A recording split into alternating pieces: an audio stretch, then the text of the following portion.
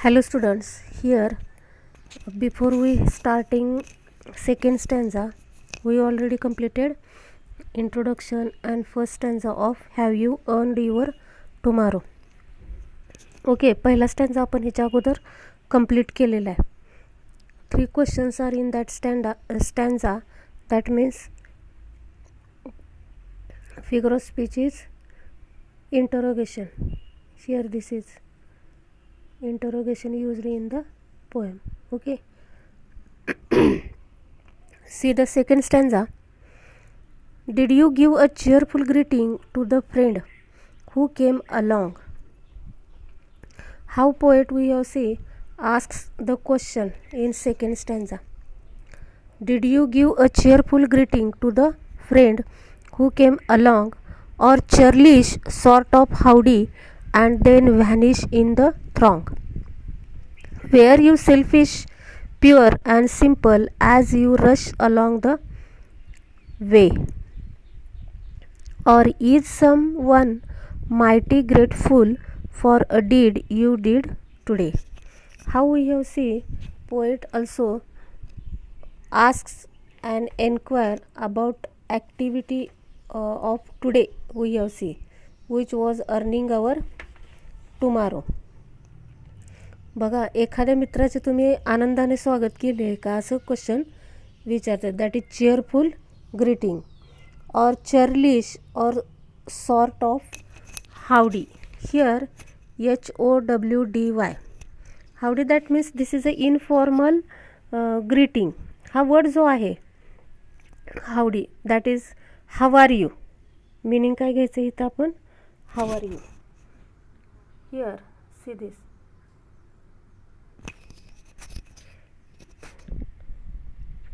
Or churlish sort of howdy, how are you, and then vanish in the throng. Were you selfish, pure and simple as you rushed along the way? बघा, म्हणजे रियालिटीमध्ये तुम्ही खरंच त्याला हाव are you म्हटला का म्हणायचं नाटक केलं म्हणतो आपण. सेल्फिश, प्युअर असा वर्ड दिला आहे बघा त्यांनी. That is it was purely selfish असा फॉर्म आहे. Selfish pure, that means it was purely selfish. म्हणजे एखाद्या मित्राचं तुम्ही आनंदाने स्वागत केलं का त्याला काही लक्षात न आल्याचे नाटक करीत फक्त as we have called in day to day language as a formality say how are you. नुसतं फक्त ओझरतं हाव आर यू म्हणून गर्दीत निघून गेला. रशड अलॉंग द वे.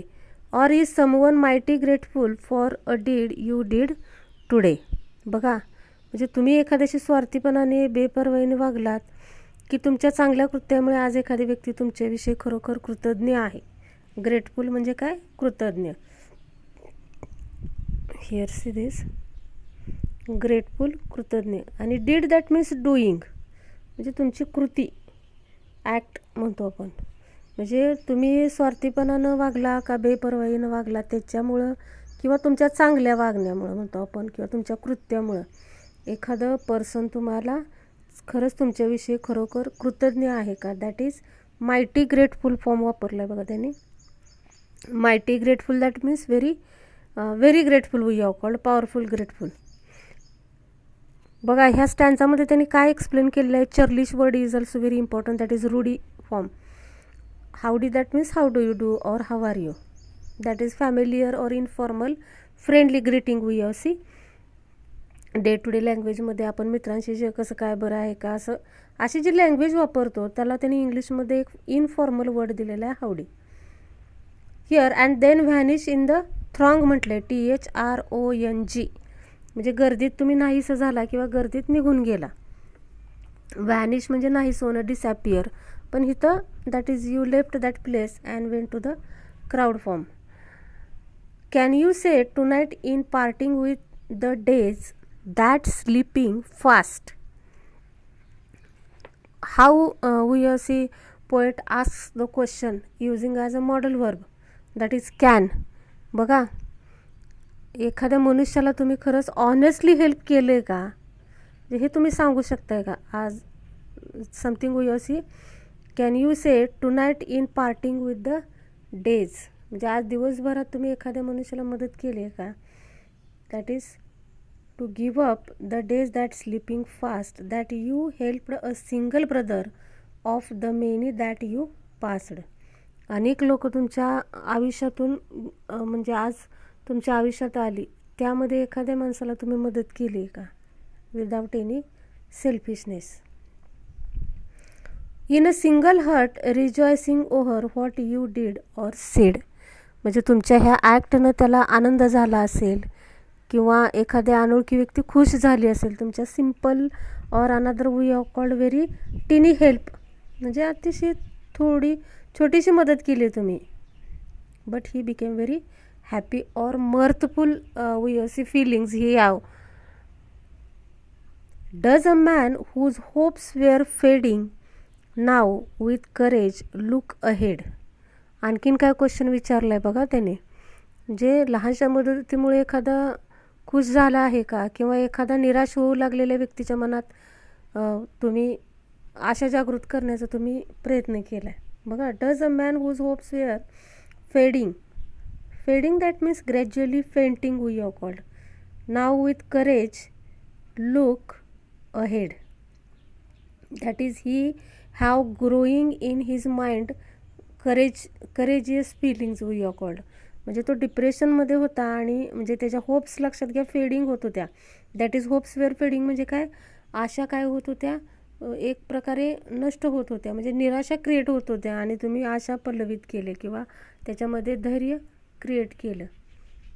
त्यासाठी तुम्ही वेळ काढला का? That is does a man whose hopes were fading now with courage look ahead. Can you say tonight in parting with the days that sleeping fast that you helped a single brother of many that you passed. बघा, मदत केली, मदतीची गरज आहे.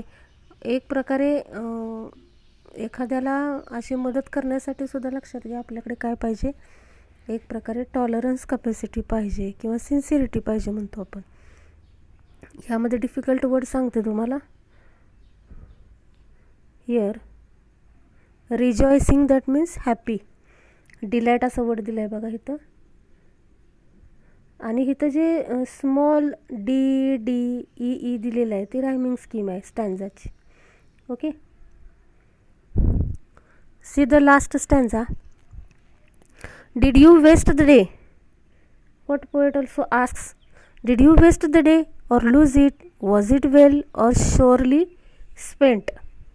बघा, म्हणजे शेवटच्या कडव्यात काय म्हटलं आहे त्यांनी, कसा घालवला तुम्ही दिवस. कवी विचारतोय आपल्याला, आजचा दिवस तुम्ही व्यर्थ घालवलात का गमावलात का चांगल्या प्रकारे व्यतीत केला, म्हणजे काय विशेष नाही घडलं, काय झालं. Did you leave a trail of kindness or a scar of discontent. Opposite words इथं वापरलेत बघा, kindness or scar of discontent. म्हणजे चांगल्या पद्धतीनं व्यतीत केला, म्हणजे चेहऱ्यावर तुम्ही एखाद्याच्या हसू फुलवलं की त्यांच्याकडे दुर्लक्ष करून उपेक्षा करून त्यांचं मन उदास केलं. बघा, as you close your eyes, what poet also see into the last two lines. This is one of the message suggestion what type of the feelings of Edgar Guest to us. As you close your eyes in slumber, slumber that means in sleeping mode, do you think that God would say you have earned one more tomorrow by the work you did today? What he also we have see try to convey us, that is you should earn your tomorrow when you do any good work, your deeds for today. Okay, did you waste म्हटले बघा. कवी last स्टॅन्झामध्ये काय म्हटलेले आहेत की तुम्ही व्यर्थ घालवला का दिवस किंवा एक प्रकारे गमावलात का असं म्हटलेलं आहे. Lose, another waste and sorely spent असा वर्ड दिला आहे बघा. Sorely spent, sorely spent that means we have called as a something we do not do anything good, not as a formal form. म्हणजे काही विशेष असं स्पेशल असं केलं नाही आपण, कोणालाच मदत केली नाही, म्हणजे दिवस असं वाया गेला. Did you leave a trail of kindness. Trail of kindness, that means we have called something, there is a wave of happiness, smile form on the face of person, or a scar of discontent, or a scar of discontent. Discontent, that means what? Something we have called depress, म्हणजे एखाद्याचं मन काय करणं, उदास करणं. As you close your eyes in a slumber when you went to the sleeping form, म्हणजे ज्या आज तुम्ही समजा झोपायला गेला त्याच्यापूर्वी आजचा दिवस कसा व्यतीत केला, हे something you should be think about that.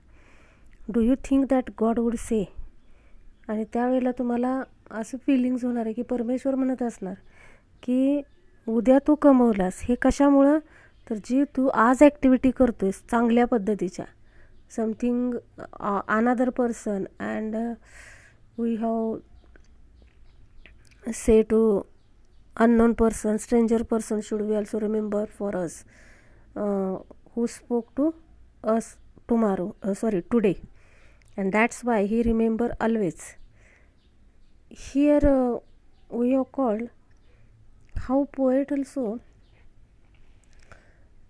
explains and consider for our actions and deeds very carefully, that is plan according to for a better future.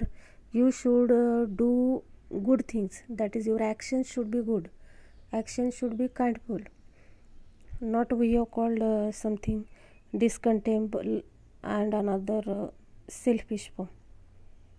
Okay, म्हणजे 4 स्टँजामध्ये कवीनं पोएटनी क्वेश्चनिंग करून आपल्या ॲक्टविषयी विचारलेलं आहे.